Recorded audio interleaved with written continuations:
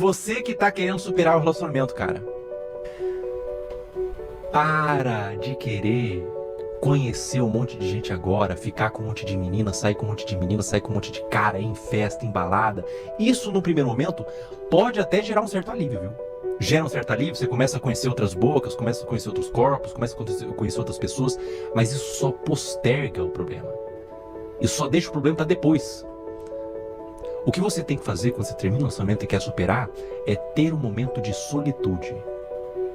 Fica sozinho, é tempo de refletir, é tempo de você pensar no que você errou, é tempo de pensar no que a pessoa errou com você, é tempo de pensar no que você aprendeu, é tempo de lembrar dos momentos, quase como uma forma de analisar mesmo. Não é você ficar romantizando, porque acabou. Vai ficar, ai, mas era tão boa, a parte boa era tão boa, eu devia ter feito diferente, se culpa. Não, analisa friamente, cara, aqui eu errei, aqui eu poderia ter tratado melhor, aqui ela errou, eu lembro que eu me senti mal nesse momento, ou aqui ele errou. É tempo de você parar, refletir, solitude. Você tem que ficar sozinho, você tem que ficar muito reflexivo, é o momento de refletir bastante e a dor, quanto a dor, ela vai continuar. Ela vai continuar. Mas em algum momento, com tempo e muita reflexão, ela vai parar.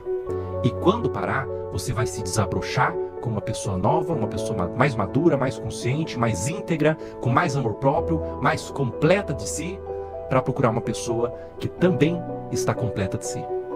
Porque duas pessoas quebradas não se juntam. Esse papo de meia metade da laranja, cada um tem meia metade da laranja, cada um tem tampa de panela, balela, mentira. O relacionamento tem que ser duas pessoas inteiras, uma panela inteira, uma laranja inteira, juntas para somar. E só quando você se sentir completo, você parte para um próximo relacionamento. Senão só vai postergar o problema, vai deixar para depois, vai deixar para a próxima pessoa, vai entrar num looping de carência que não vai parar nunca. Tira uns 6 meses, um ano aí pra ficar sozinho, ficar reflexivo, pensando. Depois você sai para um próximo relacionamento. Essa é a visão que eu dou pra quem terminou e tá querendo superar, viu? Agora, a dor não tem muito o que fazer não, cara. Vivenciá-la, viu?